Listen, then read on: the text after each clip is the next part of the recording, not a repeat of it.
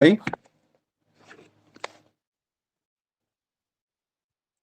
No, sigue Sí. negro. Negro. Qué raro, a ver. Am, mm, mm, mm.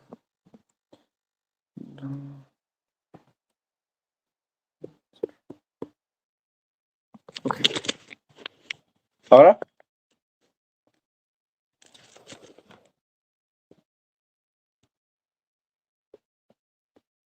Se ve cortado, ok. Mm. Ahora sí tendría que estar.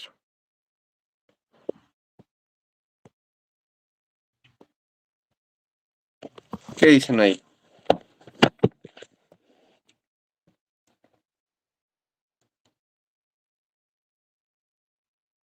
Sigue cortado.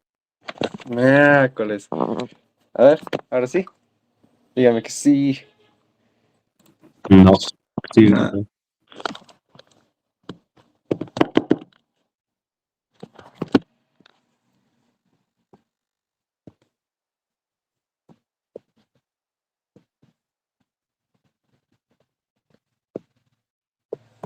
ya. Déjenme verlo desde...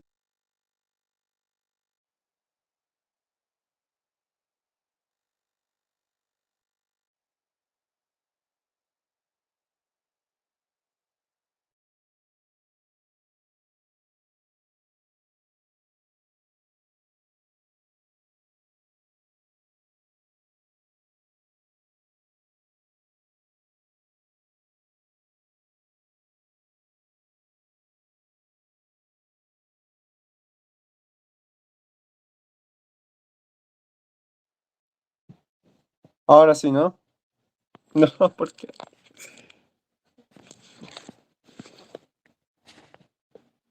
Tranquilos, tranquilos. No pasa nada. Ok. Sí es para así ese que no sé cómo solucionarlo. Estoy 3 años con este problema y cada vez se hace más frecuente. Ahora sí. Ah, ahora sí, por fin. Todos me confirman, está bien, ¿no? Ya, de una buena vez. Entonces, ¿qué es lo que tienen que saber de, de todo esto? Déjenme apagar esta cosa aquí. La odio. Ya, ahora sí. Ah, vamos. Ok, tenemos que entender que es una reacción exotérmica, una reacción exergónica. Bien, son conceptos clave de bioenergética, pero primero vamos a ver cómo se llega a, ¿no? Cómo llega a funcionar la cadena de transporte de electrones, cuál es la función, ¿no? Y cómo se llega a la fosforilación oxidativa. Bien, entonces se resume en este esquema de aquí, miren. Ok, entonces este rote es como tal, de monosacáridos, ¿sí? De carbohidratos, ¿no? Entonces vamos a ver moléculas como la glucosa, ¿sí? Vamos a ver moléculas como la glucosa. Hay que entenderla estructuralmente, súper rápido. Entonces, así como hemos memorizado estructuras de aminoácidos, no es necesario, pero si quieren pueden también memorizarse o aprender, escribir su estructura. Es importante en cierta manera, pero no es tan necesario. Si no, generalmente los doctores no piden que dibujes la estructura como tal. Entonces, ahí nomás, miren, vean. Estoy haciendo la estructura cíclica de la glucosa. Hay una proyección lineal, ¿sí? Hay una proyección lineal. Esta es una proyección cíclica. Bien, entonces eso hay que aprender primero. Que al dibujar nosotros monosacáridos, podemos dibujarlo cíclicamente o podemos dibujarlo en forma lineal. Me explico. Puede tener una forma cíclica. Entonces, miren, forma, atención. Por favor, lean bien lo que estoy escribiendo. Lean bien. Bien, la forma, miren. Puch. La forma, uy, ¿qué es esto? Esta es. Ahora sí. La forma, atención, la forma, sí, de un monosacárido. La forma de un monosacárido pueden ser dos. Sí, o se pueden proyectar de dos maneras, monosacárido. ¿Sí? Una forma cíclica o puede ser una forma lineal o abierta. ¿sí? Esta estructura de aquí es cíclica. También le podemos decir cerrada, cerrada, así se le dice. Puede ser cerrada o puede ser cíclica. Bien, esta es lineal o abierta. Lineal o también puede ser abierta, así se le dice, ¿sí? Se le dice proyección cíclica, atención, proyección cíclica, y aquí tenemos una proyección lineal. Proyección cerrada, ¿no? O proyección puede ser lineal o puede ser abierta, ¿bien? Así se puede proyectar. Tienen nombres también y se preguntan, ¿bien? Se preguntan por todos los doctores. Todos lo preguntan, miren, a la proyección cíclica se le dice proyección de Howard. A la proyección de Howard. Atención, chicos, proyección de Howard. Cuando nosotros representamos un monosacárido en forma cíclica, se le dice proyección de Howard. En cambio, cuando la proyección es lineal o abierta, si cuando la proyección es lineal o abierta, se le dice de Fisher. Se dice proyección lineal o proyección de Fisher. Fisher. Proyección lineal o de Fisher. Bien, entonces la que yo voy a utilizar es netamente la cíclica en esta ocasión. ¿Por qué? Porque la proyección de Howard se explica cuando los monosacáridos, ¿sí? Ocurre, ¿no? Esta proyección ocurre cuando los monosacáridos, chicos, cuando los monosacáridos se encuentran en, en medio acuoso. O sea, en su plasma, chicos, ahorita, en este momento, en su plasma, ustedes tienen estos monosacáridos de glucosa, ¿no? Y otros monosacáridos en su forma cíclica, en una gran mayoría. En una gran mayoría, chicos, es glucosa. Pero otra pequeña parte puede estar en la forma lineal, ¿sí? Pero como el medio celular, el plasma, el intersticio está bañado de agua, ¿sí? Favorece esta proyección. El medio acuoso en el cual los monosacáridos están disueltos en nuestro organismo favorece la proyección cíclica de Howard. Bien, se encuentra, ¿no? Esta proyección se encuentra en medios acuosos. Chicos, ¿hasta ahí se entendió? ¿Se entendió? Esta es la más común. Es la proyección más común. Esta es la proyección más común. Bien, me confirman con un sí. ¿Sí han entendido? A ver, esta parte.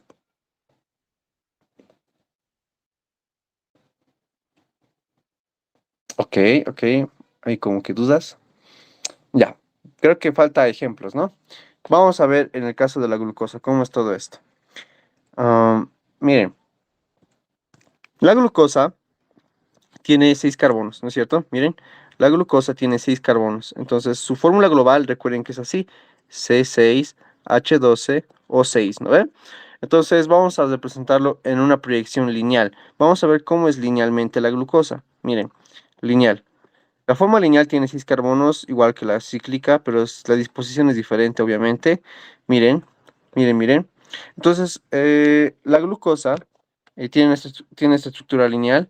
Ahora, la parte más importante es el aldehído en la glucosa, ¿sí? El aldehído en una glucosa. Esto de aquí, chicos, atención, es el aldehído, lo que acabo de dibujar en azul. Esto es nuestro querido aldehído, ¿sí? Y la glucosa se caracteriza por eso, porque tiene un aldehído en su estructura. Bien, los demás carbonos, chicos, miren, el carbono 1, atención, miren, el carbono 1, miren, el carbono 1 es el aldehído, ¿sí? Es el aldehído. Los demás van a tener como tal hidroxilos, pero están dispuestos en diferentes planos. Me explico. Por ejemplo, bien, todos tienen el hidroxilo hacia la derecha. Miren, todos tienen el hidroxilo a la derecha, excepto el tercer. El tercer carbono, chicos, tiene el hidroxilo a la izquierda. Eso es característico de la glucosa. Esto es la proyección lineal, pero si tú lo colocas en un medio acuoso, si tú lo colocas en un medio acuoso, en agua, sí, en agua, ¿qué te va a dar? ¿Qué te va a dar? Te va a dar esta glucosa, miren, te va a dar esta glucosa, ¿no es cierto? Una glucosa cíclica. ¿Me explico? Este es el carbono 1, el que han visto aquí, este de aquí, este de ahí es el 1, 2, ¿no? Pues 2, 3, ¿no? 4, 5 y 6, ¿no? Aquí, si se han dado cuenta, no he completado con hidrógenos, ¿no? Esto automáticamente tenemos que llenar. Sí, ese sería el tercer carbono, cuarto carbono, este sería el quinto carbono. ¿Dónde está el sexto? El sexto carbono está aquí arriba. Sí, el sexto está aquí arriba. La proyección cíclica, ¿cuál es la disposición? ¿Sí? La proyección lineal, miren, la proyección lineal tenía una izquierda y aquí tenía una derecha, ¿sí? La proyección lineal tiene una izquierda y tiene una derecha. La mayoría de los hidroxilos está a la derecha. La mayoría, el hidroxilo del tercer carbono, miren, el hidroxilo del tercer carbono se encuentra hacia la izquierda. La proyección lineal tiene izquierda o derecha. La proyección cíclica, ¿sí? Esta proyección cíclica de la glucosa, atención, la proyección cíclica de la glucosa tiene, ¿no? Una disposición hacia arriba y otra hacia abajo, ¿sí? No hay izquierda o derecha, todo es arriba o es abajo. Y vamos a ver estructuras más adelante, ¿no? En la cual así los representan, ¿no? Como si hubiera profundidad, ¿sí? Esto es arriba y esto es hacia abajo, ¿bien? Entonces, miren, el carbono 6 que ven aquí está hacia arriba, está arriba del plano, ¿bien? Ok, entonces, miren, conservan los números de carbonos y cómo ahora colocamos los hidroxilos. ¿Cómo colocamos los hidroxilos? Miren que el carbono 2, todo lo que está a la derecha en la proyección lineal está hacia abajo, ¿sí? O sea, el carbono 2 tiene el hidroxilo hacia abajo. El carbono 4 lo tiene hacia la derecha, por lo tanto está hacia abajo. Bien, el carbono 5, si su hidroxilo, chicos, su hidroxilo del carbono 5 estaba aquí y se ha condensado con el carbono 1. ¿Cómo se ha formado la estructura cíclica? Prácticamente es una condensación, miren, es una condensación, miren, ¿entre qué carbonos, chicos? Pregunta, esta es pregunta de examen. ¿Entre qué carbonos, si de la glucosa, se produce la forma cíclica? ¿Entre qué carbonos debe existir una condensación para formar la estructura cíclica? Entre el carbono 1 y el carbono 5. Miren, este es el carbono 5, ¿no es cierto? Este es el carbono 5 y este es el carbono 1, ¿no? Entonces, entre esos dos, ¿no? La condensación de esos dos, de hecho, lo más correcto, chicos, aquí, la forma más correcta de representar esto es así. ¿Sí? Así, entre el carbono 1 y el carbono 5, ¿sí? El aldehído del carbono 1 y el hidroxilo del carbono 5. Entre esos dos carbonos, chicos, existe condensación y se va a formar esta estructura cíclica. Entonces, como tal, el hidroxilo del 5 no está en ningún plano, está condensado con el carbono 1. ¿Bien? Y el carbono 6, chicos, el carbono 6, si lo ven bien, tiene un hidroxilo. El hidroxilo lo tiene aquí. CH2, no, CH2OH. Ese carbono es de 6. El carbono 6, no es que tenga 6 carbonos. Es el carbono número 6. Bien, entonces eso. Y todo lo que está a la izquierda, el único que está a la izquierda, ¿cuál es? Es del hidroxilo del carbono 3. Entonces ubicamos el carbono 3 y miren, este está hacia arriba. Entonces, a la izquierda, entonces, va a estar hacia arriba en la cíclica. Entonces, va a estar arriba todo lo que estaba hacia la izquierda y va a estar hacia abajo todo lo que estaba a la derecha en la proyección de Fischer. ¿Sí? ¿Cuándo se produce la estructura cíclica? Cuando la glucosa u otros monosacáridos se someten a un medio acuoso, ¿sí? Favorece la proyección cíclica. Ah, ¿y por qué? Tal vez existe esa duda, ¿no? ¿Por qué ocurre eso? ¿Por qué ocurre eso? Ocurre, chicos, que la glucosa siempre va a favorecerse, ¿no? Entre estas dos estructuras, lineal o cíclica, ¿no? De una manera termodinámicamente favorable. ¿Qué significa eso? Termodinámicamente favorable. La, la glucosa le encanta presumir, ¿sí? Le encanta presumir la glucosa, pero ¿qué le gusta presumir? Sus hidroxilos. Chicos, en fisiología van a ver, no sé si lo han visto en neuro, no han llevado neuro, si no me equivoco, pero cuando vean neuro van a ver que los receptores gustativos que tenemos en la mucosa de la lengua, y cómo nosotros percibimos lo dulce químicamente, cómo nosotros percibimos lo dulce. Básicamente es esta regla. Mientras más hidroxilos tenga la estructura, es más dulce. ¿Sí? Mientras más hidroxilos tenga la sustancia, es más dulce. ¿Alguien conoce qué edulcorante tiene la Coca-Cola?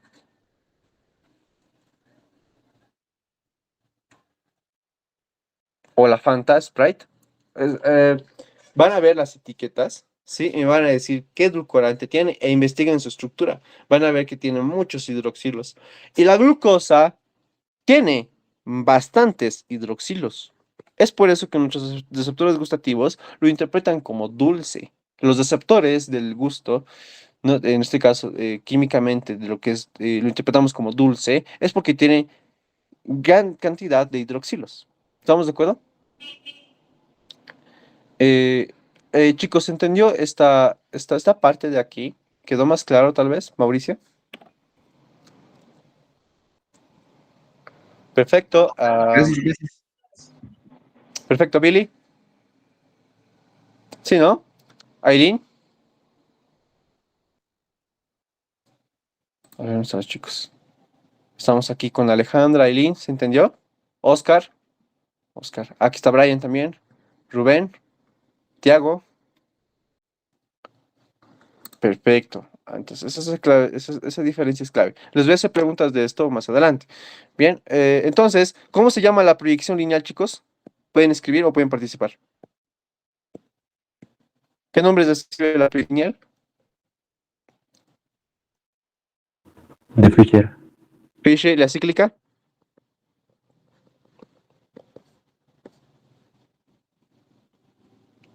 Howard. Perfecto, Howard. Listo.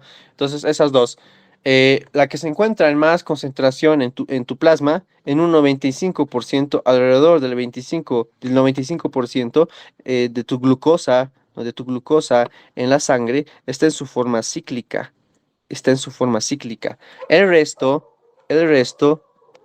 más o menos el 5%, está en la forma lineal. ¿Sí? La forma cíclica se divide, ¿sí? Puede tener otras formas, puede tener forma de bote o puede tener forma de silla, forma de nave o de silla, mejor dicho. Entonces, tienes que tú saber esta estructura cíclica que hay dos variantes, ya que hemos entrado a esto. am, Hay la forma que es de silla y hay otra que es la forma de nave. ¿Cómo es eso? Entonces, tú dibujas así. Recuerda que, ¿no? Más espacio voy a necesitar. Vamos a mover esto. Entonces, eh,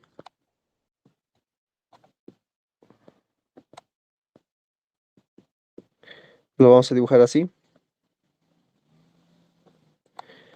Bien. Imagínense, denle una forma de silla. Bien. Denle una forma de silla. Bien. La forma de nave es la siguiente. Ok. Ahora miren, observen cuántas aristas tiene esta estructura. Tiene 6 aristas, ¿no? Perdón, sí, tiene 6 aristas. Y una de las aristas es oxígeno, ¿no es cierto? Entonces, ¿cómo se vería exactamente eso? ¿No? ¿No? Se vería así. Los oxígenos estarían aquí. ¿Sí? Uno tiene forma de silla y otro tiene forma de nave. Estas variantes, sí, estas variantes dependen mucho del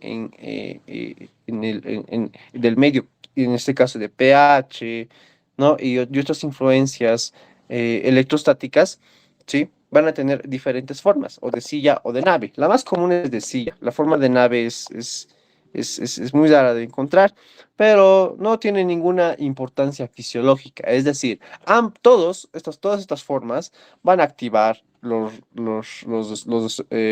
van a activar, sino van a pasar por los canales GLUT, ¿sí?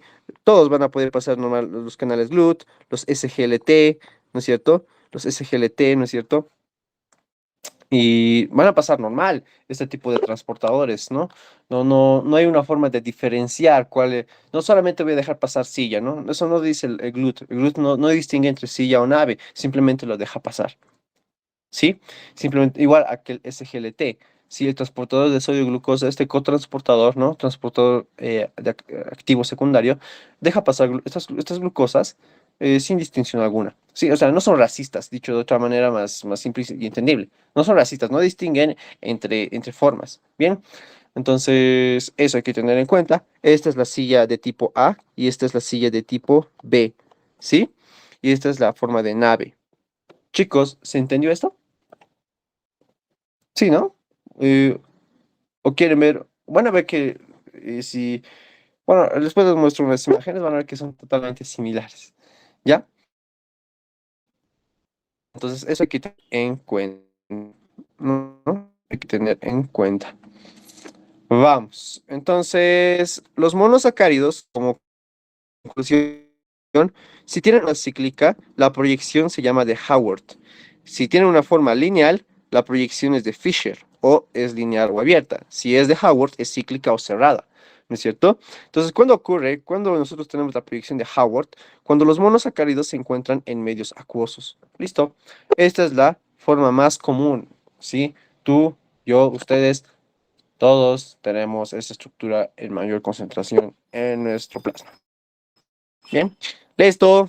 Ya está. Entonces, no vamos a ver como tal glucólisis hoy, pero quiero que tengan una noción muy práctica, ¿sí? Para esto va a servir mucho los mapas metabólicos que tanto les he fregado que impriman, ¿sí? Entonces aquí tenemos la glucosa, ¿sí? Y aquí pues ingresa a las células, ¿no es cierto? Por transportadores, ¿sí? Entonces, la glucosa, atención, la glucosa ingresa por transportadores GLUT, generalmente a las células, ¿ya? Hay otros especiales como el SGLT, que vamos a ver cómo lo hace.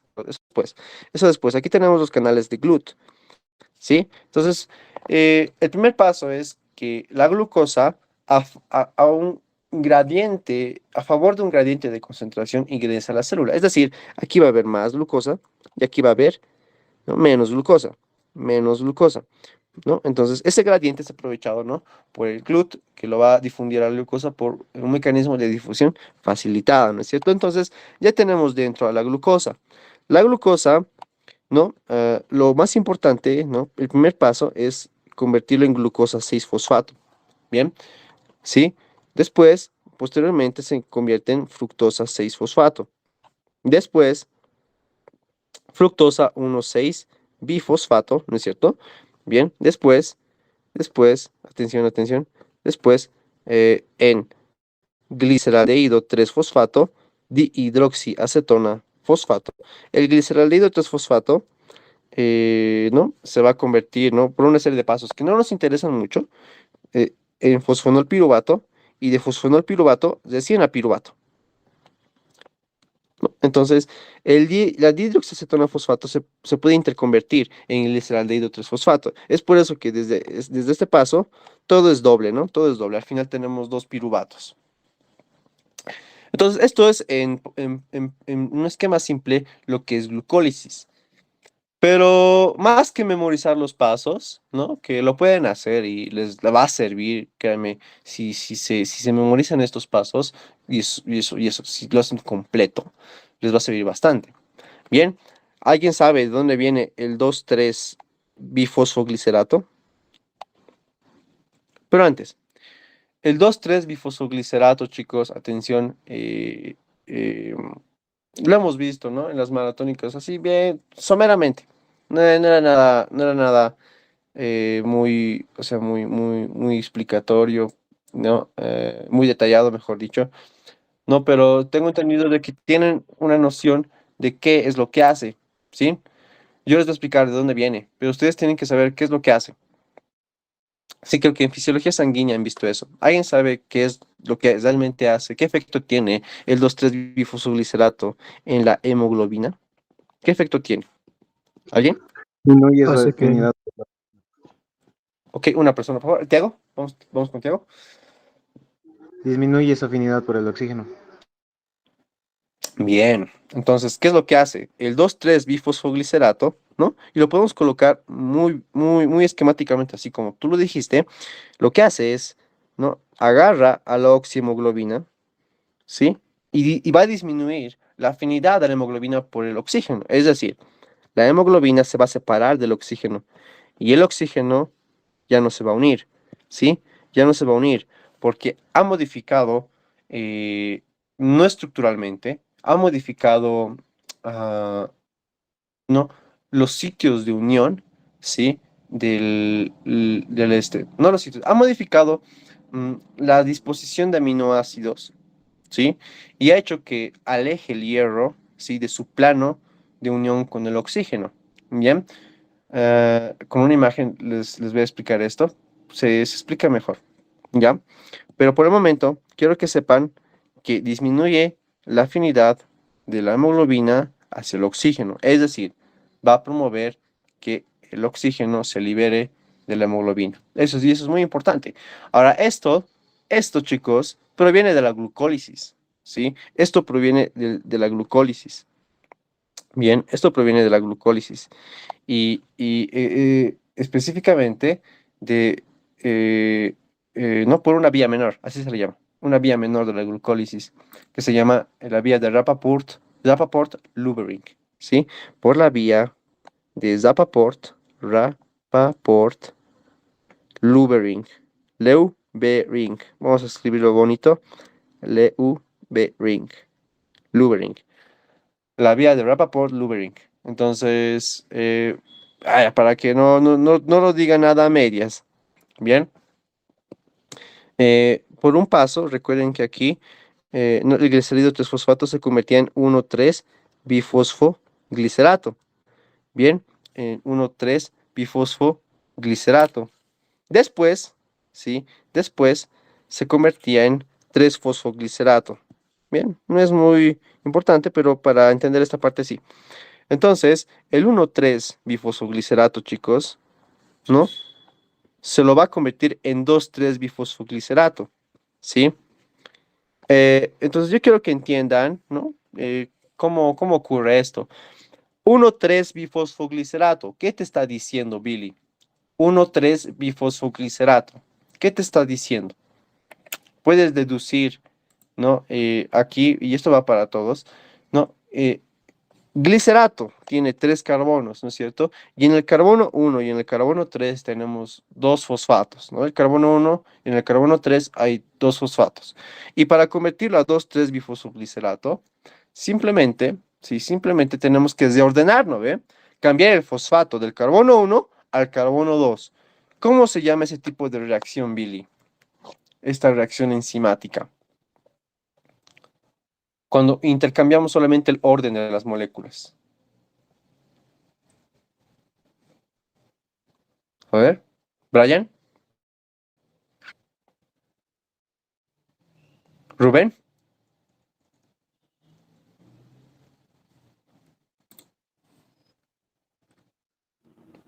Ok, sería isomerización, algo así.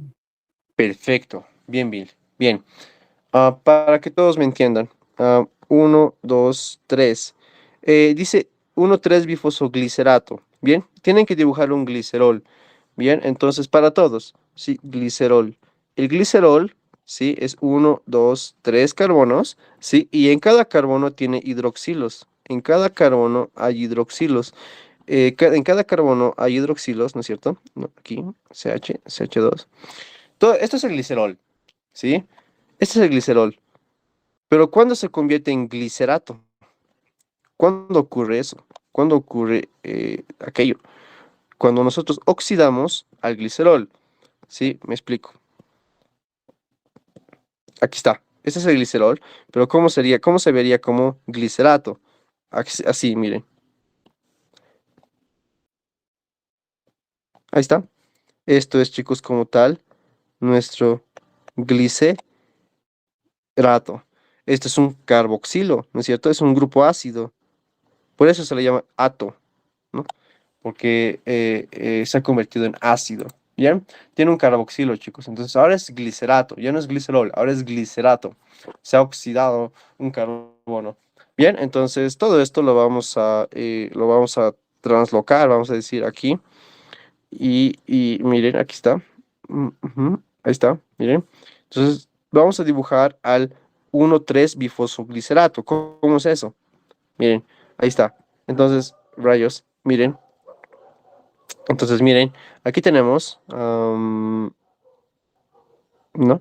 Entonces, este es el carbono, este es el carbono 1, este es el carbono 2 y este es el carbono 3. ¿Cómo decidimos cuál es el carbono 1? El carbono 1, chicos, siempre va a ser aquel carbono que tiene el grupo funcional más importante. El grupo funcional más importante aquí, chicos, no es el hidroxilo no es el hidroxilo. Vamos a decir, el grupo funcional con más, pero más importancia, ¿sí? Es el carboxilo, ¿sí? Para la mayoría de los grupos funcionales, el grupo carboxilo es el primero que se toma en cuenta. Es el primer carbono, posteriormente este va a ser el segundo y este va a ser el tercero. Bien, entonces, ¿qué hay que qué hay que aquí aumentar?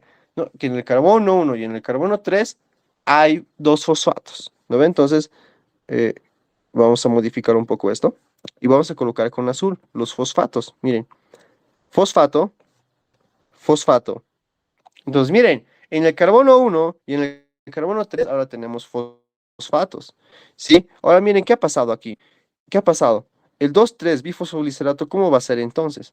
Simplemente hay que hacer un cambio, ¿no es cierto? Este fosfato tiene que ir aquí, en el carbono 2.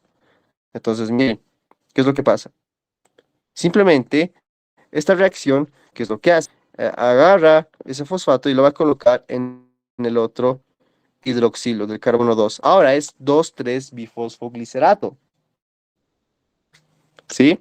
2,3-bifosfoglicerato. Y el otro va a recuperar su hidroxilo como tal. Chicos, ¿quedó claro? ¿Está mejor? Brian, Rubén, Tiago, Aileen, Alejandra,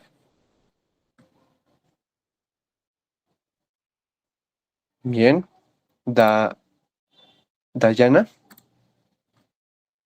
Oscar. Bien, me avisan si no se está entendiendo. Entonces, esto es una reacción de isomerización. Se los realiza por una isomerasa, ¿no es cierto? Una isomerasa. ¿Es de clase? ¿Qué clase es isomerasa, chicos? ¿Qué clase es? No se olviden. A ver, clase.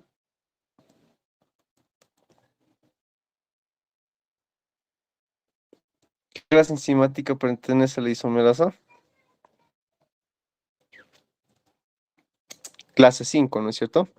Clase 5. Bien, entonces, esta parte, chicos, es así, ¿no? Ya la tienen. Eso. Bien, entonces esta glucólisis, y como lo hemos presentado así, la enzima más importante que tienen que tener en cuenta aquí se llama, ¿no? Y lo vamos a ver respectivamente en el capítulo de glucólisis, la atención, la fosfofructoquinasa 1.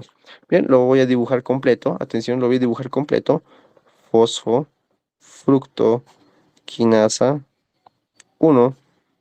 Es la enzima más importante, es la enzima limitante de la glucólisis. Sí, es la enzima limitante de la glucólisis. Sí, de la glucólisis. Es la principal. Hay tres, pero esa es la principal. Bien, alguna vez lo hemos explicado. Entonces, ahí lo tienen, chicos. ¿Sí? Ahora, ¿qué pasa con el piruvato?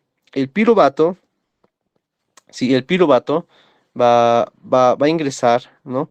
Por las porinas, atención, va a ingresar por las porinas de la membrana mitocondrial externa. Recuerden que la membrana mitocondrial externa, ¿no? Se afronta, ¿no? Está con la membrana mitocondrial interna, que está aquí, ¿sí? Entonces, ¿qué pasa? Aquí hay una enzima, ¿no? Aquí hay una enzima, ¿no es cierto? Aquí hay una enzima, y aquí, vamos a dibujarlo bien, aquí está. el piruvato entra, ¿no es cierto? El piruvato entra al espacio intermitocondrial y aquí tenemos una enzima que está en la membrana mitocondrial interna. Agarra el piruvato y lo convierte en acetil-CoA. Lo convierte en acetil-CoA. Esta enzima se llama piruvato deshidrogenasa. Es una enzima igual clave. Piruvato deshidrogenasa.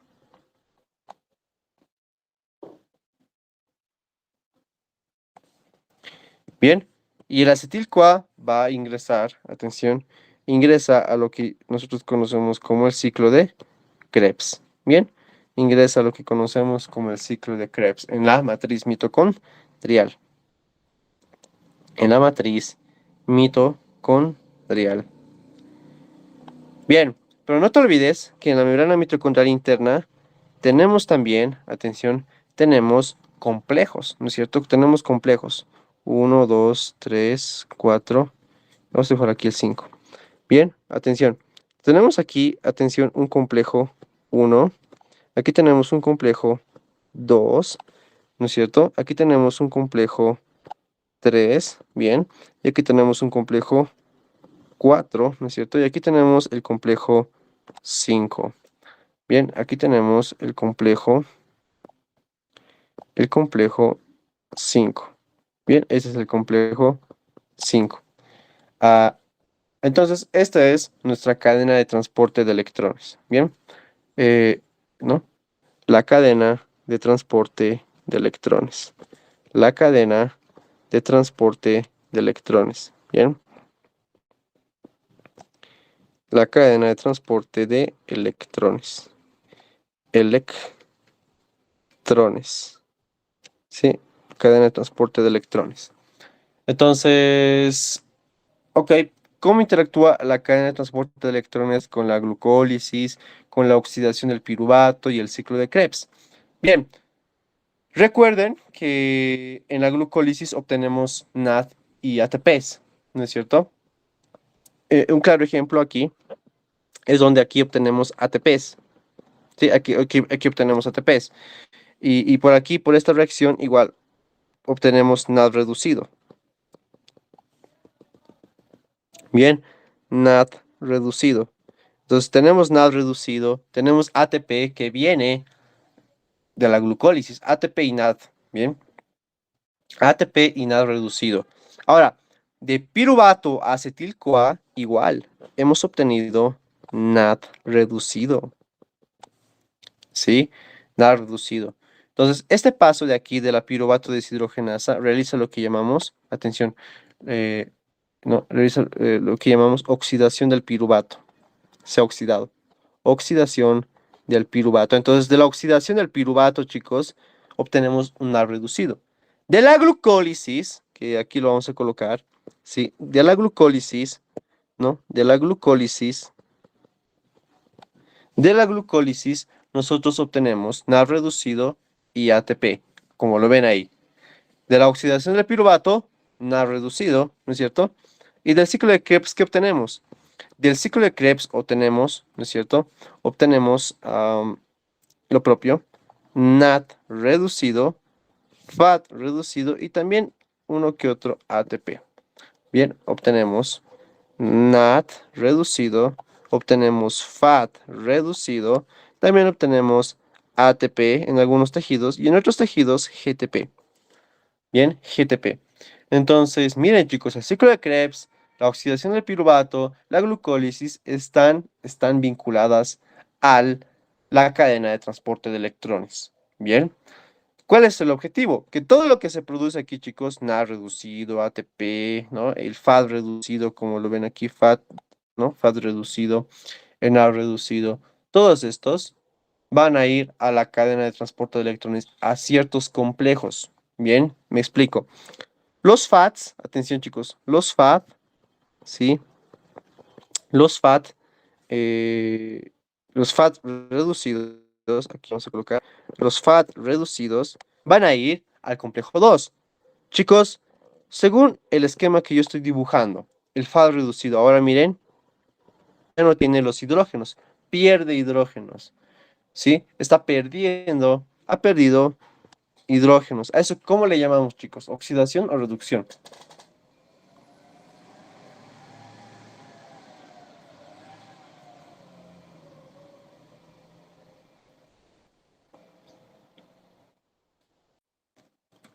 A ver, chicos. Cuando una sustancia, chicos, pierde hidrógenos, ¿cómo le llamamos?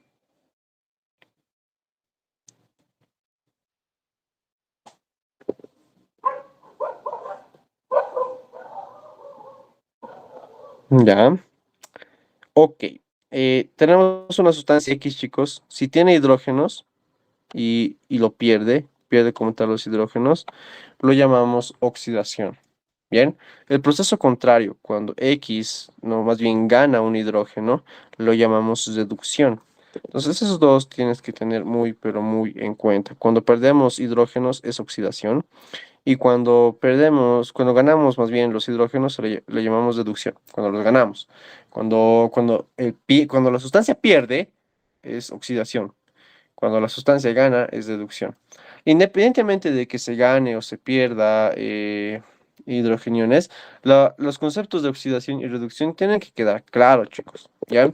Tienen que quedar claro. Oxidación en química, ¿sí? Oxidación en química es nada más que la pérdida de electrones. Pérdida de electrones. Bien, en cambio, reducción va a ser la ganancia de electrones. La ganancia de electrones. Eso es la diferencia. Pero cuando tú ves las moléculas, tienes que verlo desde la perspectiva de intercambios de ganancia y pérdida de protones. Si se pierde un protón, es oxidación. Si se gana el protón, es reducción. Bien, entonces aquí, chicos, en esta reacción en el complejo 2, evidentemente tenemos una oxidación. ¿Sí? ¿Y qué es oxidación? Es perder electrones. ¿Por qué le llamamos cadena de transporte de electrones? Porque estos, además de oxidar al faz reducido, ahora van a transportar sus electrones. Aquí, van a transportar sus electrones. Del FAT, en este caso. Que lo ha oxidado. Y esos electrones lo acepta el complejo 2. El complejo 1, chicos, atención. El complejo 1. El complejo 1, ¿qué recibe? NAT reducido. Este NAT reducido miren, lo vamos a oxidar porque ya ha perdido el hidrógeno. Pero a la oxidación, ¿qué estamos liberando? Los electrones que se han perdido. ¿Sí? En el complejo 1 se oxida NAD reducido. En el complejo 2, FAT reducido. ¿Se entendió, chicos? ¿Quedó claro esa parte? Perfecto. Sí, eso es algo muy importante que tienen que tener en cuenta. Bien.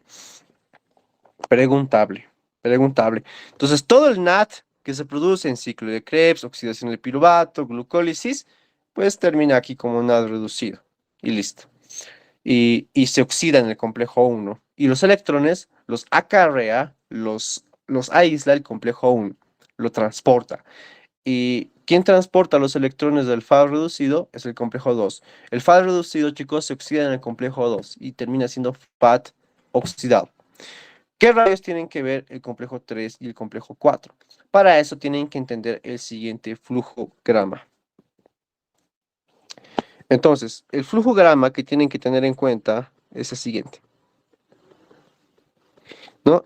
Complejo 1 y complejo 2. ¿Sí? Recuerden que el complejo 1 y el complejo 2 reciben electrones de esas coenzimas, del NAT y del FAD reducido. ¿Sí? Y, y estos, ¿no? Estos electrones tienen que pasar a alguien, ¿sí? Hay una molécula que se llama coenzima Q, o también le llamamos ubiquinona. Atención, se le dice coenzima Q o le llamamos también ubiquinona. ¿Qué es lo que hacemos con ella? Bueno, el complejo 2 y el complejo 1 van a transferirle los electrones. Chicos, si la ubiquinona acepta esos electrones, ¿qué es? ¿Oxidación o reducción?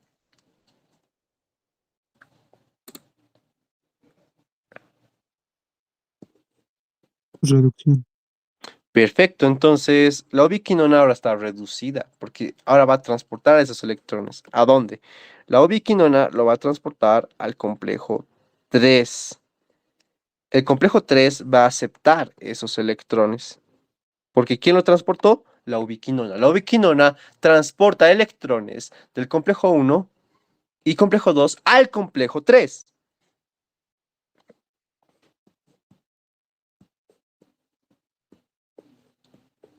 Al complejo 3. ¿Se entendió, chicos? Al complejo 3. Ahora, del complejo 3, ahora tiene que pasar al complejo 4. ¿Quién transporta los electrones del complejo 3 al complejo 4? Lo hace nada más y nada menos que el citocromo C. Y citocromo C es una molécula esencialmente importante. Entonces, ¿quién pasa los electrones a quién? Del complejo 3 al citocromo C y del citocromo C al complejo 4. Chicos, el complejo 3 está reducido porque tiene electrones, pero ahora se va a oxidar para reducir al citocromo C. Ahora le está pasando al citocromo C sus electrones, ¿sí? Ahora el citocromo C se va a oxidar. El citocromo C se va a oxidar y va a llevar esos electrones al complejo 4. ¿Qué está pasando? El complejo 4 está reduciéndose. Es un juego de oxidación, reducción, oxidación, reducción. ¿Se han dado cuenta? Es un juego de oxidación, reducción, hasta pasar todos los electrones al complejo 4. El complejo 4 es donde termina la cadena de transporte de electrones. Chicos, ahí termina. El complejo 5 nada que ver. El complejo 5 es fosforilación oxidativa. Pero la cadena de transporte de electrones tiene una función. Es esencial para la fosforilación oxidativa. Bien, entonces, ¿qué pasa? Que el agua, perdón, que el oxígeno, ahora miren chicos, va a aceptar esos electrones y se va a convertir en agua.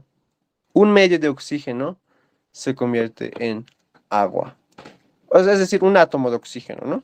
Porque si tú te das cuenta, tú puedes simplificar esto. 2, 2, y ya tienes solamente un oxígeno.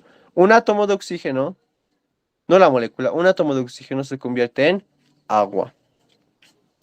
Entonces, chicos, el oxígeno se ha reducido o se ha oxidado en el complejo 4. El átomo de oxígeno se ha oxidado o se ha reducido.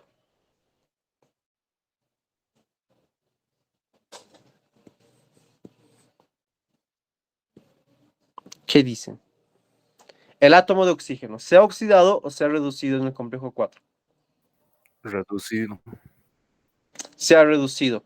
Bien, se ha reducido. ¿Por qué? Ha aceptado los electrones. El aceptor final de los electrones, chicos, atención. El aceptor final es el oxígeno. El aceptor final de electrones, sí, el aceptor final de los electrones,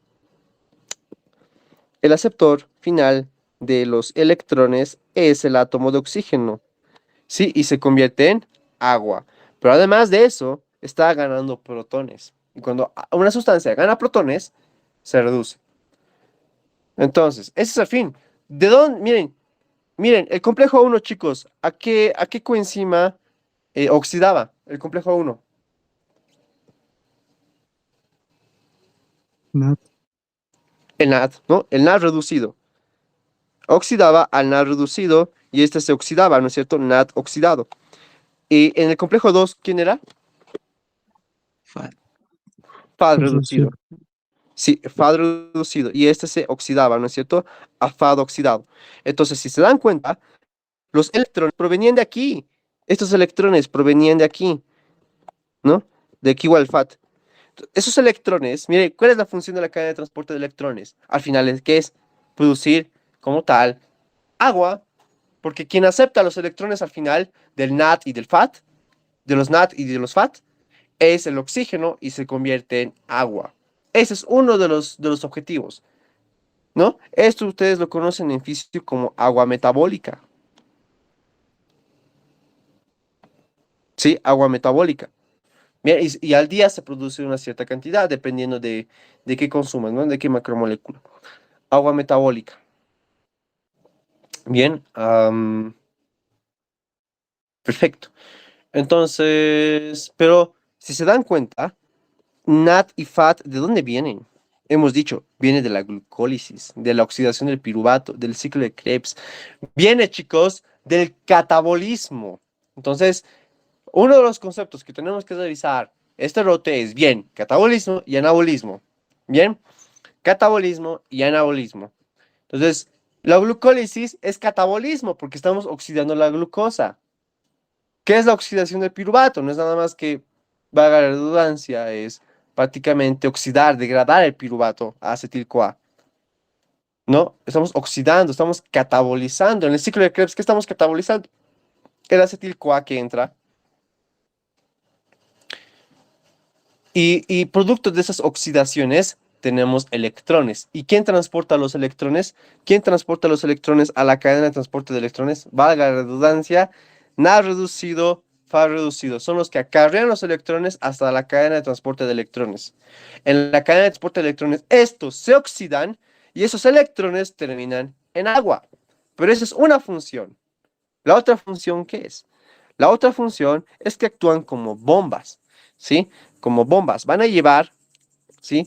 Van a llevar el complejo 3, ¿no? El complejo 1 y el complejo 4. Estos tres, chicos, complejo 1, complejo 2 y complejo 4, estos van a llevar protones de la matriz mitocondrial, lo llevan de la matriz mitocondrial al espacio intermitocondrial.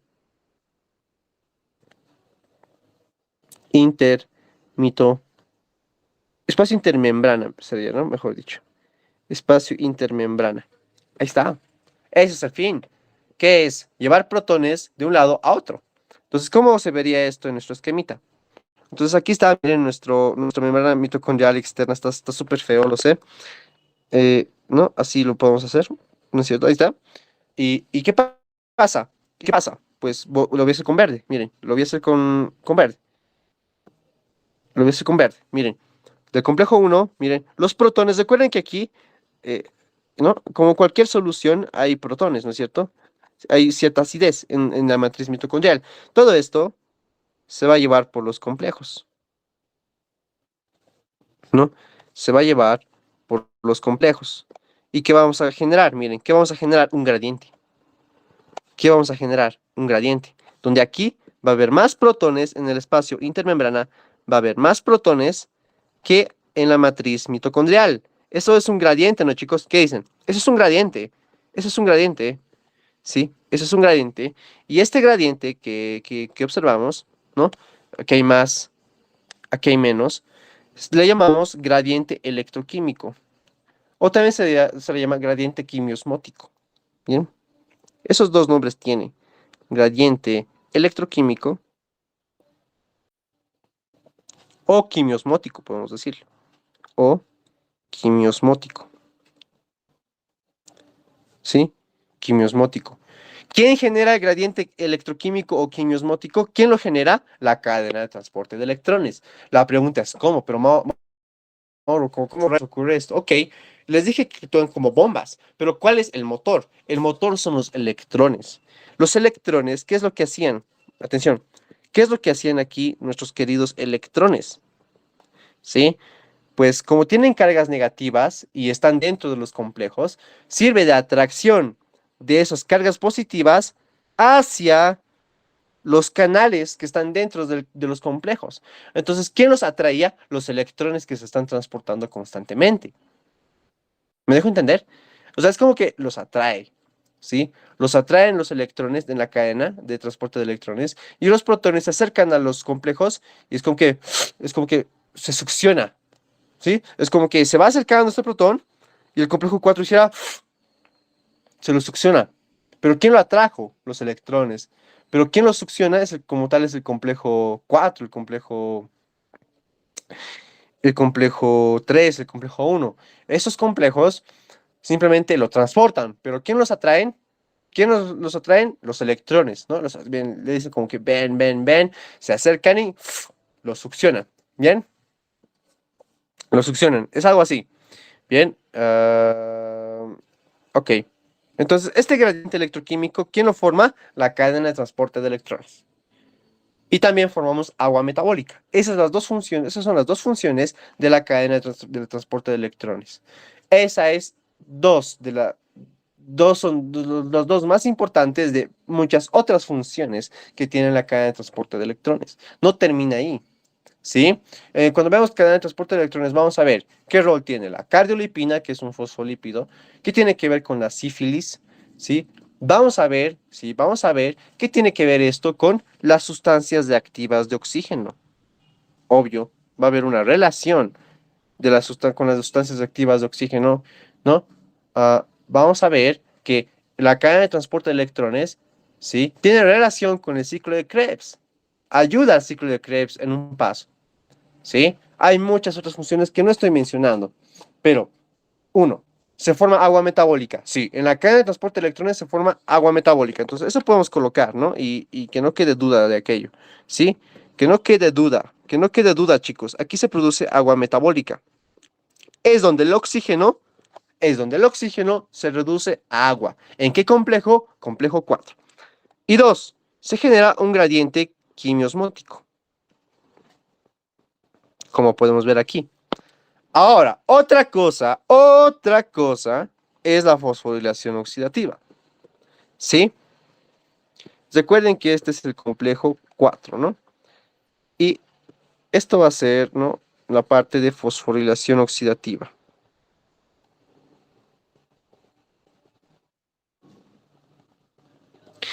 La fosforilación oxidativa, ¿qué es esto? El gradiente electroquímico que se ha formado, ¿sí? Este gradiente quimiosmótico es aprovechado para generar energía, para generar ATP en la matriz mitocondrial. Entonces, estos protones van a pasar por unas bobinas, ¿sí? Moleculares, ¿sí? Del complejo 5. El complejo 5 también se le conoce como ATP sintasa, ¿no es cierto? Se le conoce como ATP sintasa. Se le conoce como ATP sintasa. Entonces, los protones pasan por estas bobinas y hacen girar un rotor. El rotor es esa cabecita que ven, ¿no? Y generan energía, ¿no? Para poder sintetizar ATP, pero no es así nada más, es a partir de ADP y fosfato. ADP y fosfato se toman para generar ATP a nivel de la matriz mitocondrial. Ahí está, chicos. Ahí está.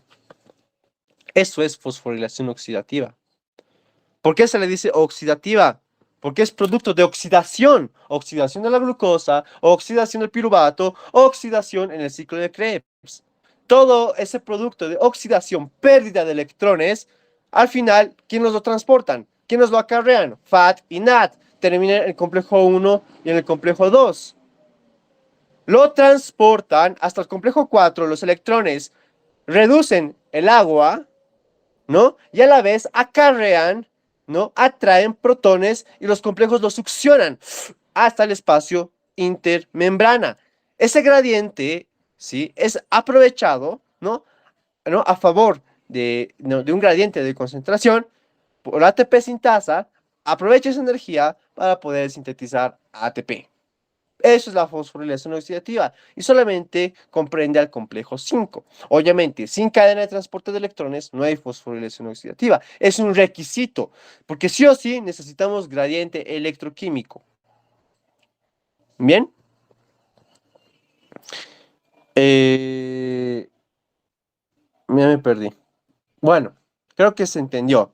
¿Hay alguna duda, chicos? ¿Preguntas de esta parte? Es eso, es una perspectiva general. Prácticamente lo que vemos en prefas es perspectiva general, ¿no? Pero quiero que quede bien todo aquello. ¿Bien? ¿Se entendió? Mauro, de esto, ¿qué es lo que más preguntan? Perfecto. A eso voy a ir. A eso voy a ir. Pérez tiene un enfoque memorístico. Cuevas Cuevas igual van a ver, ahorita vamos a hacer una tormenta de preguntas. Doctor Carrión, eso sí me interesa. Doctor Carrión, ¿qué es lo que le interesa aquí? ¿Cómo se genera el gradiente electroquímico? Es todo lo que les he mencionado. Los complejos sirve de transportadores. Succionan los protones una vez están cerca. Pero ¿quién los atrae? Los electrones. Bien. Ahora, doctor Pérez y doctor Cuevas nos van a preguntar directamente cosas como cuántos protones se transportan en el complejo 1, en el complejo 3, en el complejo 4. Sí, porque no es así nomás, ¿no? Eh, ahorita les menciono, ¿para qué prolongar esto más? El complejo 1, chicos, el complejo 1, sí, supongamos que esta es la membrana mitocondrial interna, esta es la membrana mitocondrial externa, ¿ya? Aquí está el complejo, vamos a suponer aquí que está el complejo 3, ¿no? Y aquí tenemos el complejo 4. Entonces, una cosa que hay que tener en cuenta es que el complejo 2 no transporta electrones. Bien, el complejo 1 acarrea, sí, acarrea 4 protones a la vez cuando los electrones pasan. El complejo 3 acarrea 2, ¿sí? El complejo 4 acarrea 4 protones. Eso pregunta, es bien memorístico. ¿Sirve de algo? No tanto. ¿Sí? Saber, pero es lo que deben saber. El complejo 1, 4. El complejo 4, 4. El complejo 3, 2. 2 protones. El complejo 2, ninguno. Bien, es algo que deben tener en cuenta, ¿no? Como cuántos protones se transportan por cada complejo. Bien, eso hay que tener en cuenta. Doctor Cuevas y doctor Pérez, ambos preguntan inhibidores, ¿ya? Los inhibidores de las cadenas de transporte de electrones. Lo vamos a ver como tal ese día. No es el objetivo de esta clase. Vamos a ver inhibidores. Me estaba olvidando. Por favor, todos pongan sus correos en la caja de comentarios, ¿sí? Si me escuchan, pongan su correo ahí y les voy a compartir las tablas del segundo rote para que ya lo vean viendo. Tablas del segundo rote. Del segundo rote. Aquí está. Y los voy a compartir dentro de un rato. Exacto, pongan así como Mauricio lo hizo en la caja de comentarios, se los voy a compartir. Ahí tengo varias cosas del segundo rote. ¿Ya? Al igual como existía tablas del primer rote, también va a haber tablas del segundo rote. ¿Ya? Entonces, pero quiero que la perspectiva esté así bien clara. Y quiero que se entienda la perspectiva porque es la base para entender después más cosas. ¿Ya? Vamos con preguntas, ya como estaba mencionándoles. Bien, entonces recuerden que los monosacáridos tienen dos formas de proyección. ¿Cómo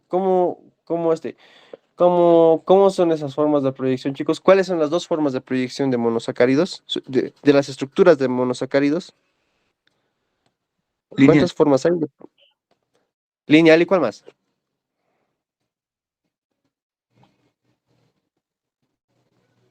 Hay dos, ¿no ven? Hay dos maneras. Bien, circular, cíclica, ¿no? Cíclica sería cíclica, ¿no? Tenemos una forma lineal y otra forma que es cíclica. ¿Sí? La forma cíclica, ¿cómo se llama?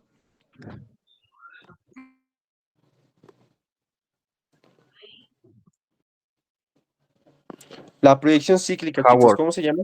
Howard, Howard, bien. La lineal, Fisher. Fisher, bien. Howard, ¿no? Fisher, el otro, Howard, ese es Fisher. Bien, ¿cuál es la más común? Howard. Howard. En nuestro medio es Howard, porque medio como si fuera, digamos, la altura, no, no, sino en todos los que, todos sus plasmas, todo su citosol tiene, ¿no? Tiene como tal Howard, no, es Howard, Howard, lo voy a escribir mejor, Howard, bien, Howard. Ok, recuerden que ¿no? La conversión de fructosa 6-fosfato a fructosa 1,6-bifosfato, ¿no? Es una enzima clave de la glucólisis. Es un paso clave de la glucólisis y es catalizada por qué enzima, chicos. Es la enzima limitante de la glucólisis. ¿Quién recuerda? Eso es preguntable, preguntable. Fosfofructoquinasa 1. Bien, bien, Rubén. Fosfo, fosfructoquinasa 1. La fosfructoquinasa 1 es la enzima limitante de la glucólisis. Sí, vamos a colocar aquí bien. Enzima limitante de la glucólisis. O regulatoria también se dice. Regulatoria o limitante de la glucólisis. Bien. Siguiente pregunta. Siguiente pregunta. La oxidación del piruvato, ¿qué enzima lo realiza? O sea, la conversión de piruvato a acetil-CoA. Piruvato deshidrogenasa. Bien.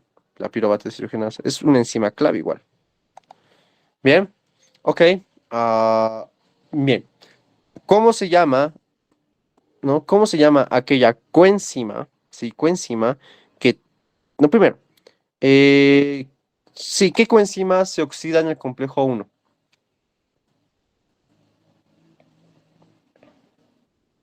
NAT. NAD reducido. Bien. ANAD oxidado, ¿no es cierto? Todas las preguntas que estoy haciendo, chicos, son preguntas de examen, ¿ya? El FAD reducido, ¿en qué complejo se oxida? 2. Bien, FAD reducido a FAD oxidado, en el complejo 2.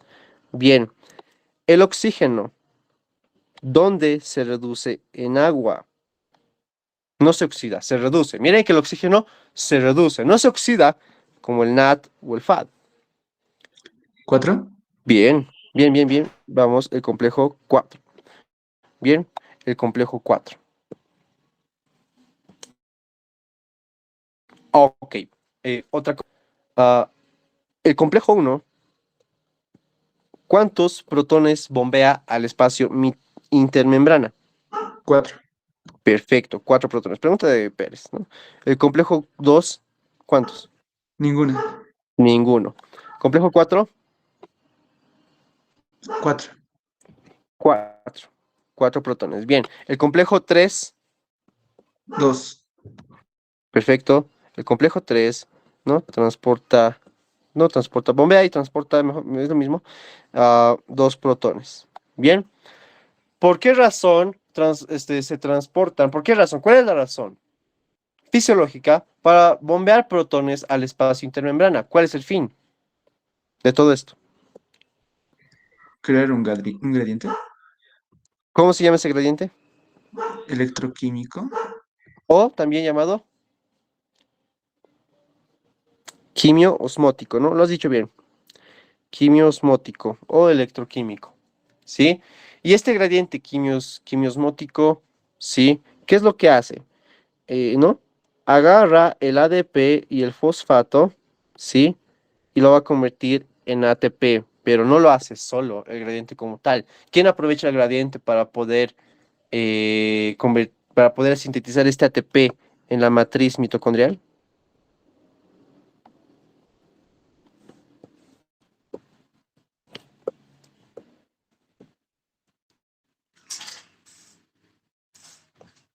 Complejo 5.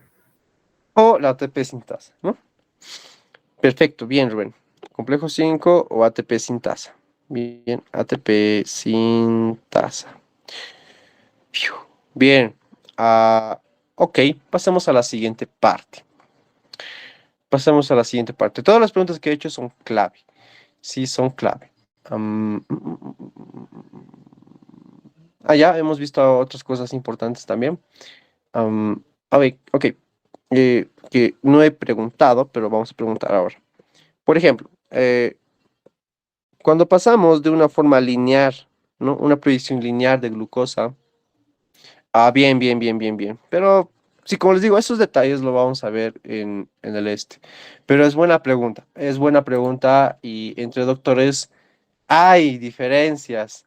En prefas han debido aprender que un NAD reducido rinde por lo menos, un NAD reducido, sí, un NAD reducido por lo menos genera 3 ATPs en prefas.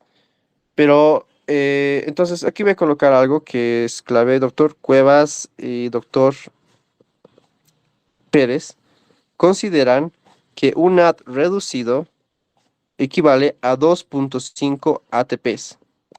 ¿Sí? Un FAT reducido equivale a 1.5 ATPs. ¿sí? A 1.5 ATPs.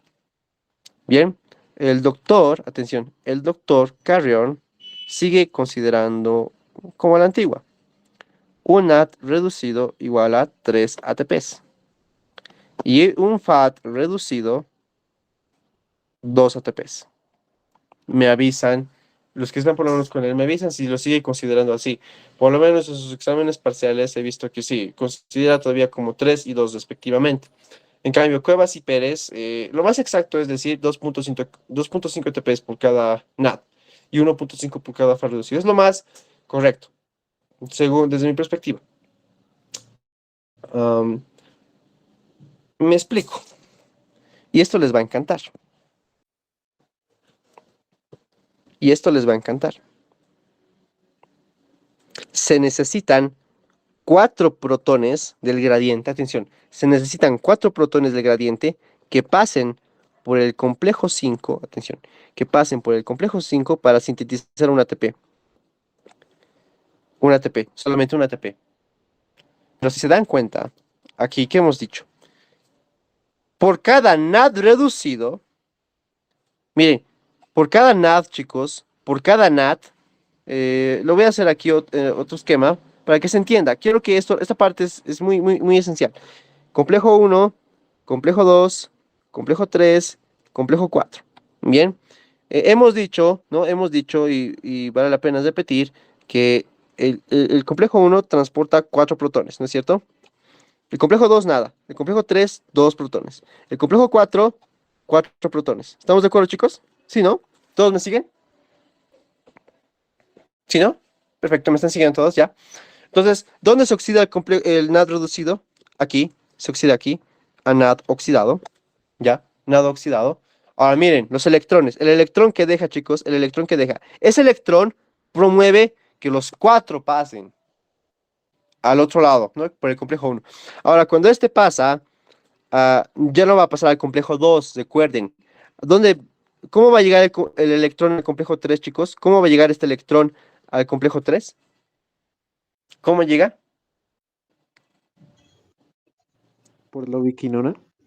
Bien, la ubiquinona o la coenzima Q. Bien, bien, bien ahí, Tiago. La ubiquinona, ¿sí? Ese electrón va a ir a la ubiquinona y luego la ubiquinona lo va a transportar al complejo 3. Entonces, en el complejo 3, cuando ese electrón llega, se transportan 2 protones. Hasta ahí son 6, ¿no ve? Hasta ahí son 6 protones se han transportado. Solamente por una oxidación de NAD reducido. De una molécula de NAD reducido. Un NAD reducido. ¿Qué hemos dicho? Un NAD reducido, 2.5 ATPs, ¿no ve? Entonces, miren. Miren. Lo voy a mover un poquito esto. Lo vamos a mover. Ahí. Ya. Entonces, pasa, ¿no? Ahora, del complejo 3 al complejo 4, ¿cómo pasa ese electrón, chicos? ¿Cómo pasa ese electrón? ¿Cuál era No la sé. molécula? Bien, citocromo C, ¿no? Entonces aquí va, luego va aquí. Entonces cuando ese electrón llega al complejo 4, se transportan 4 protones. Chicos, por cada NAT reducido, ¿cuántos protones se han pasado al espacio intermembrana? 10. 10, bien, 10 protones. Y si tú sabes que 4 protones dan lugar a un ATP, pues es como un factor de conversión, miren. Un NAT reducido, perfecto. Aquí, un NAT reducido, ¿cuántos protones bombea? Bombea 10 protones. Y tú sabes, ¿no? Que 4 protones, tú sabes que 4 protones dan lugar a un ATP, ¿no? Por el complejo 5. Entonces, si realizas estos factores de conversión, te va a salir 2.5. A ver. Sí, ¿no? A ver. Sí, ¿no? Mauricio, ¿qué dices? Tiago, Billy, va a salir 2.5, ¿no ve? Sale 2.5. Claro que sí sale 2.5. Bien, va a salir 2.5. Para que se entienda mejor. Esto lo podemos simplificar, ¿no es cierto? 5 y aquí 2. 5 entre 2, 2.5. Va a salir aquí 2.5 ATPs. ¿Se entendió, chicos? ¿Se entendió? ¿Sí, no? Bien, ahí está, es más lógico, ¿no ve? 4 protones, por cada 4 protones que pasan, se sintetiza un ATP. ¿Ya? Ahora, ¿qué pasa con el FAD reducido? ¿Y por qué solamente 1.5 ATPs? Es lo mismo, pero tienen que tener en cuenta que el FAT reducido, ¿sí? El FAT reducido, perdón, que el FAT reducido, este FAT reducido se oxida en el complejo 2, a FAD oxidado. Pero si se dan cuenta, el electrón aquí, ¿lo ve? Va a pasar al complejo 3 lo mismo, por la ubiquinona, pero no pasa por el complejo 1. Por lo tanto, en esta primera instancia no se producen 4 protones, porque no pasa por el complejo 1. Pero sí va a pasar por el complejo 3 y complejo 4. ¿Lo ve? Entonces, ¿cuántos protones da lugar, chicos? Un FAD reducido. ¿Cuántos protones va a bombear hacia el espacio intermembrana? ¿Cuántos? 6. 6, ¿no? Y podemos hacer lo mismo, lo mismo. Un FAT reducido, ¿no es cierto? Perfecto. Sabiendo que un FAT reducido bombea 5 protones al espacio intermembrana y tú sabes que 4 protones van a dar lugar a un ATP. Entonces, simplificas nada más, ¿no? FAT se va, protones con protones se va. ¿Y cuánto sale, chicos? ¿Qué dicen? Sale, ¿no? La mitad de 6, 3. La mitad de 4, 2. 3 entre 2, te va a salir 1.5 ATPs. ¿Se entendió, chicos?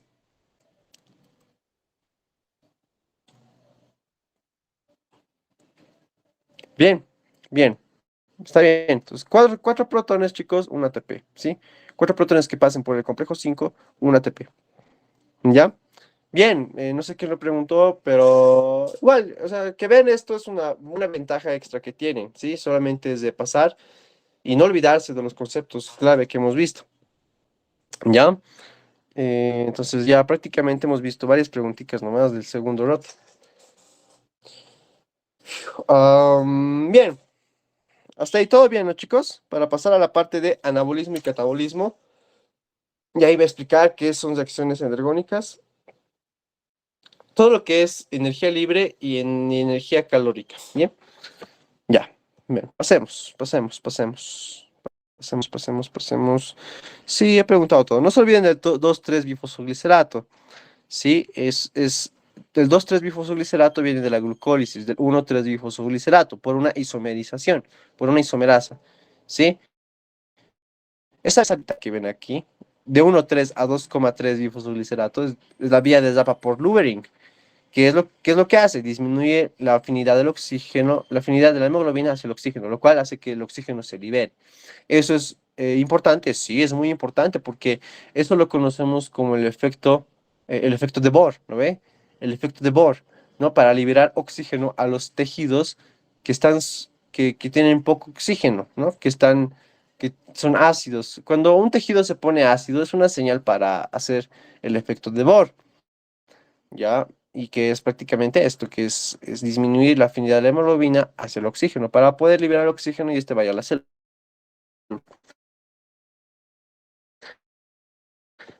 En fin, vamos ahí. Vamos. Una pregunta. La fórmula o la proyección lineal de la glucosa, ¿sí? ¿No? Todos los carbonos.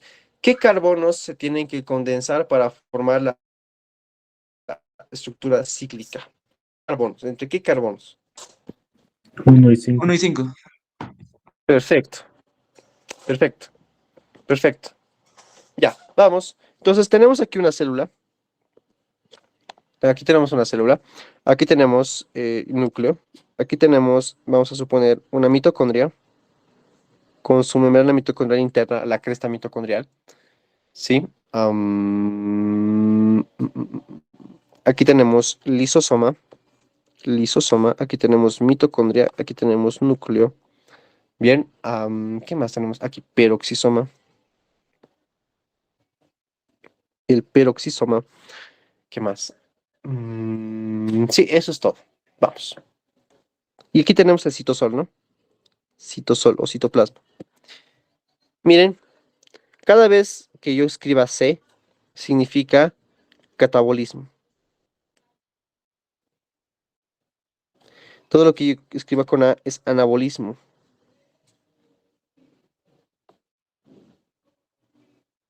catabolismo y anabolismo. Bien, entonces, ¿por qué he dibujado aquí una célula y organelos? ¿No? Quiero que sepan, ¿no? Quiero que aquí sepan dónde ocurre generalmente los procesos catabólicos y los procesos anabólicos. Pero antes de eso, tenemos que entender qué es catabolismo y anabolismo. Parece muy simple, ¿no? Pero no tiene que quedar dudas, ¿bien? No tienen que quedar dudas respecto a este tema, ¿no? Recuerden que el metabolismo, ¿no? Se puede dividir en, ¿no? En catabolismo, en catabolismo, en anabolismo y también en anfibolismo. Bien, esos tres hay que tener en cuenta. Bien, esos tres hay que tener en cuenta. ¿Qué es el catabolismo? El catabolismo es tomar una molécula grande y destruir, ¿sí? Para convertirlo en moléculas más pequeñas. El anabolismo es lo contrario. El anabolismo agarra esas moléculas pequeñas y otra vez sintetizamos una molécula más grande. ¿Sí? ¿Qué es el anfibolismo? ¿Sí? ¿Qué es el anfibolismo? El anfibolismo no es nada más que, ¿no? Es un ciclo, es una vía metabólica que tiene ambas. ¿Sí? Anfi es de ambos. ¿Sí? Que tiene ambas vías, ambos procesos metabólicos. O sea, participa tanto en procesos catabólicos como en procesos anabólicos. Eso significa. El ejemplo más clásico es el ciclo de Krebs. El ciclo de Krebs es, chicos, una vía metabólica anfibólica. Es anfibólica. Porque interviene tanto en procesos catabólicos como en procesos anabólicos. Y eso vamos a explicar con más detalle en ciclo de Krebs. Bien. Pero una cosa que hay que tener también en cuenta es que el catabolismo, chicos, el catabolismo oxida. Atención, el catabolismo está generalmente compuesta por reacciones de oxidación. ¿Y qué es oxidación? Liberar electrones. En nuestros procesos catabólicos se liberan electrones. En cambio, los procesos anabólicos suelen ser, en general, hay excepciones, reacciones de reducción.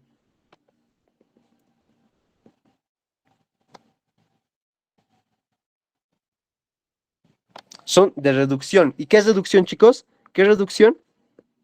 Pucha. ¿Qué es reducción? Perdón. Estaba bloqueando, perdón. Los electrones es ganar electrones, ¿no ven? Van a aceptar los electrones, se van a reducir. ¿Han visto? Pregunta de Carrión. ¿Quiénes acarrean estos electrones hacia la cadena de transporte de electrones? Las coenzimas reductoras, los equivalentes reductores. Esos dos nombres tienen. El NAT, el NAT y el FAT. El NAT y el FAT, chicos, oxidado en las vías metabólicas, como en la glucólisis, oxidación del piruvato, ciclo de Krebs, van a tomar esos electrones, ¿sí? Van a tomar esos electrones y se van a reducir. Se reducen. ¿Y estos, chicos, dónde terminan? El FAT, el NAT, complejo 1, y el FAT, complejo 2. Y esto ya saben que genera el gradiente quimiosmótico, se sintetiza ATP al final, ¿no ve? Ya lo sabemos. ¿Se entendió, chicos, esta perspectiva general? ¿Se entendió?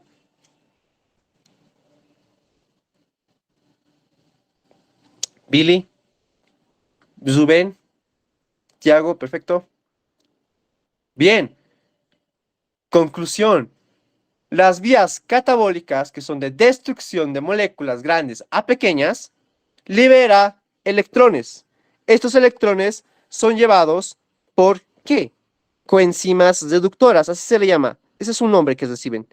Coenzimas reductoras. Otros libros antiguos, como el Dr. Carrión es de esa escuela, les dice equivalentes reductores. Así se les dice. Bien, van a aceptar estos electrones y se van a convertir en sus formas reducidas. Estas formas reducidas se oxidan en el complejo 1 y en el complejo 2 respectivamente. ¿Sí? O incluso, ese es un destino. Pero ¿cuál es el otro destino, chicos? las reacciones anabólicas que construyen, ¿sí? De hecho, el NAD y el FAT pueden donar sus electrones para reacciones de anabolismo. Me dejo entender, ¿no? En vez de dar estos electrones a los complejos, va a dar los electrones a reacciones anabólicas, reacciones de reducción. ¿Se entendió? Sí, ¿no? Perfecto. Perfecto. Entonces, veamos cómo pasa esto en la célula. Lisosoma. El lisosoma, chicos, es puro catabolismo. No vas a ver nada constructivo. No va a haber construcción. Todo es destrucción. Es un infierno en el lisosoma. Todo es un infierno. ¿Bien? Reacciones catabólicas. C. Catabólicas. Peroxisomas, lo propio, es otro infierno. ¿Bien? Catabólicas. Reacciones catabólicas de catabolismo, de oxidación. Ejemplo clásico, la catalasa. Recuerden que en los peroxisomas tenemos catalasa, ¿no? Pero hay otras enzimas también. Aquí se pueden degradar ácidos grasos, ¿sí? Ácidos grasos omega, ácidos grasos de cadena larga. El lisosoma degrada todo. Y el lisosoma degrada todo. Degrada organelos, bacterias, ¿no ve? Cuando se forman fagolisosomas, ¿no ve? El sistema inmunitario que ya ha llevado, ¿no? Sí. Entonces, todo es un infierno en estos dos. En la mitocondria pasa algo similar.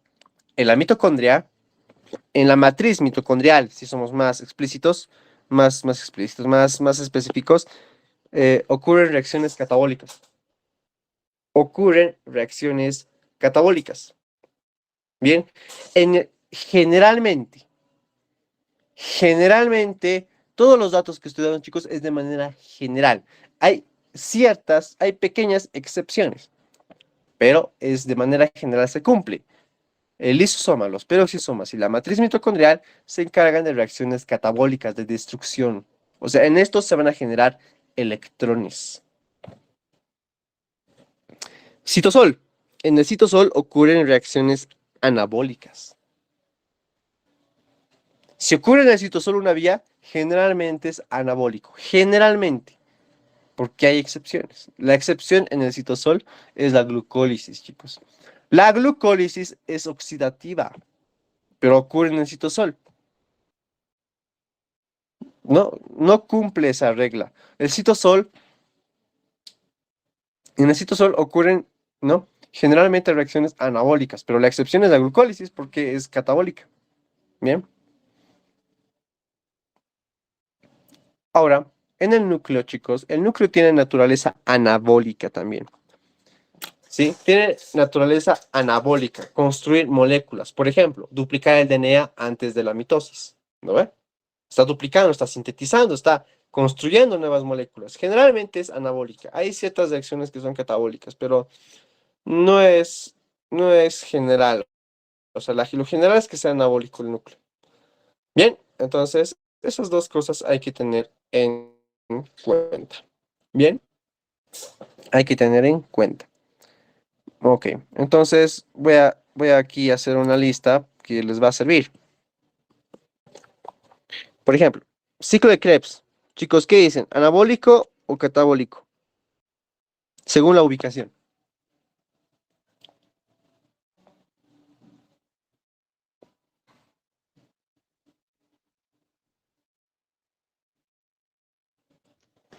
¿No sería anfibólico? Bien, es ambos. Perfecto. Es ambos, bien. Quería que recuerden ese concepto. Sí, es anfibólico, es ambos. El ciclo de Krebs como tal, no, aquí tenemos el ciclo de Krebs, miren. El ciclo de Krebs, cada paso que ven, ¿no? Cada paso, cada reacción es catabólica. Es catabólica. Pero ¿cuál es la parte anabólica?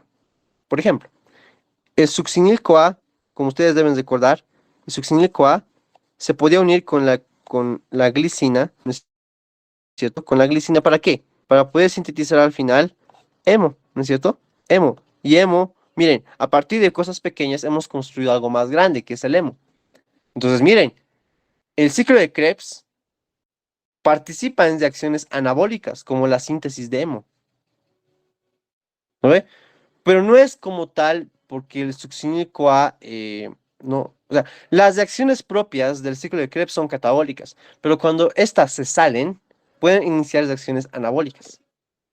Cuando el succinil-CoA sale, hemo, sintetiza hemo. Otro ejemplo, otro ejemplo, el malato. El malato, chicos, cuando sale, puede iniciar otra vía, que es una vía igual de síntesis, gluconeogénesis. Gluconeogénesis. Aquí tenemos el citrato. Cuando el citrato sale, inicia otra vía, que es la síntesis de ácidos grasos.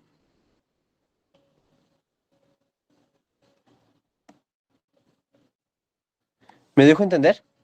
Cuando los intermediarios del ciclo de Krebs salen, sí inician vías anabólicas.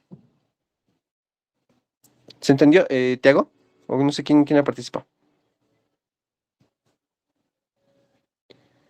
Bien. Entonces, las reacciones propias del ciclo de Krebs son como tal catabólicas, ¿no? Pero cuando salen algún intermediario, inician otras vías. Bien. Ok. Otra vez. Por ejemplo, la beta oxidación de ácidos grasos, que es prácticamente catabolizar y oxidar ácidos grasos, ocurre en la matriz mitocondrial. Por lo tanto, ¿qué es? ¿Anabólica o catabólica? Catabólica. Es catabólica, perfecto. Es catabólica. Bien. La síntesis de purinas, como la adenina, la guanina, ocurre en el citosol. Si ocurre en el citosol, ¿qué es? ¿Anabólica o catabólica?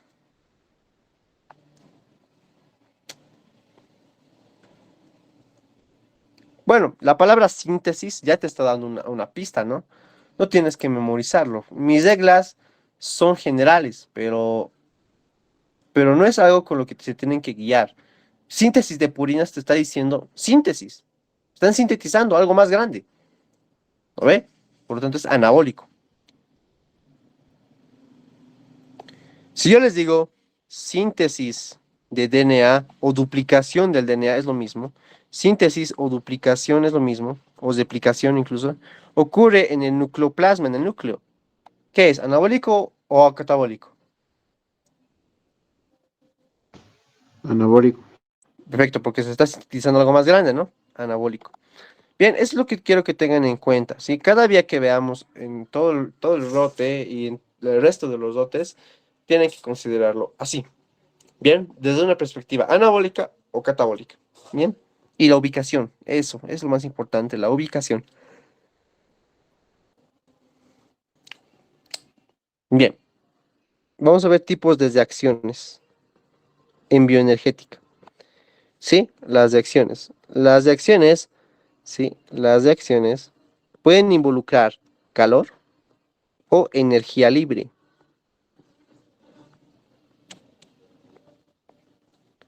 Pueden generar calor o energía libre. Tienen que ver, involucran a calor o energía libre. ¿Cuál es la diferencia? Ambos tipos de energía se generan en las reacciones. Estamos hablando de la misma cosa, pero la diferencia es la siguiente. Cuando nosotros hablamos de calor,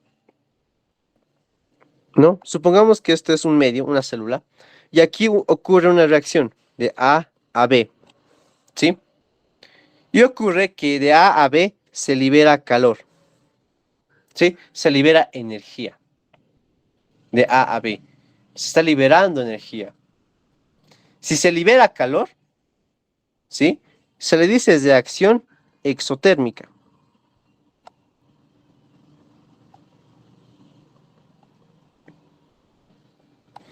Se le dice reacción exotérmica.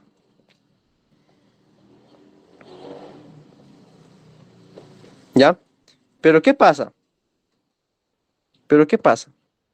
Que a veces estas reacciones más bien necesitan entrada de energía, no liberan energía, más bien requieren entrada de calor, energía. A eso le llamamos reacción endotérmica.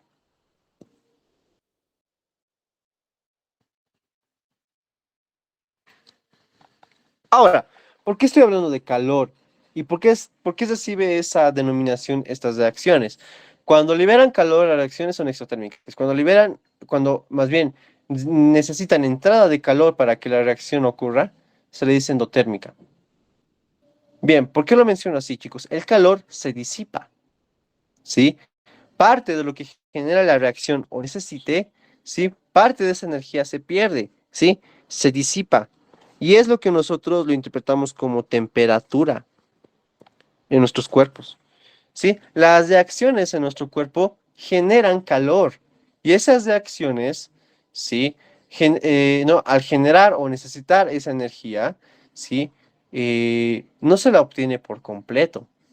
Parte se disipa. ¿Para qué? Para generar una temperatura basal, nuestros 37 grados Celsius, ¿no? 37 grados Celsius, ¿no es cierto? Parte de esos, o sea, que el calor, no toda la energía calorífica se aprovecha, ¿sí?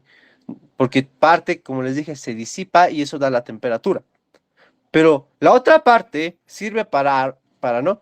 Para las reacciones endotérmicas o simplemente la reacción lo libera, ¿no?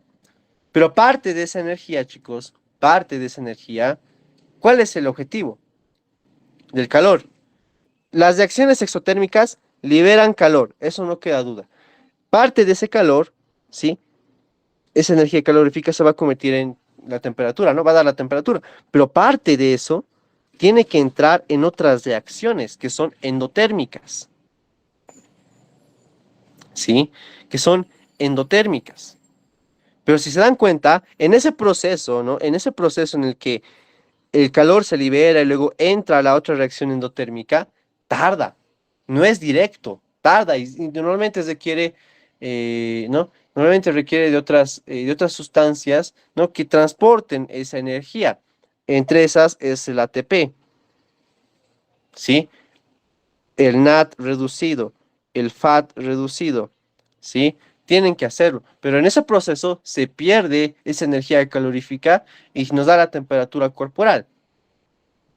Entonces, esta energía calorífica no es totalmente aprovechable. A eso me voy. Y lo que se aprovecha se conoce como energía libre, ¿sí? La energía calorífica, la energía calorífica que genera trabajo, a eso me voy. La energía libre, chicos, es energía que libera, atención, es energía que se aprovecha como trabajo.